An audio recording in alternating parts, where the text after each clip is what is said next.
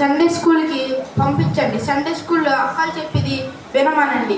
అప్పుడు మీ పిల్లల హృదయము కొంచెం మారుతుంది. మీ పిల్లలకి ఆరాధనకు వచ్చిన తర్వాత ఫోన్లు ఇచ్చి స్నాక్స్ ఇచ్చి అక్కడ కూర్చో అని చెప్పకండి. మీ పిల్లల్ని ఇక్కడ ఎదురు కూర్చోబెట్టించి అక్కడ ఏం చెప్తున్నారో అయ్యగారు విని ఇంటికి వెళ్ళిన తర్వాత నేను క్వశ్చన్ చేస్తాను, నువ్వు నాకు వాటికి ఆన్సర్ చెప్పాలని వారికి ఒక క్రమశిక్షణ అనేది వారికి నేర్పండి. అప్పుడు నేర్పితే వాళ్ళు పెద్దవాళ్ళైన తర్వాత తొలిపోరు. సామెతలు 20వ అధ్యాయము 10వ వచనం, వాడు పెద్దవాడినప్పుడు దాని నుండి తొలగిపోడు.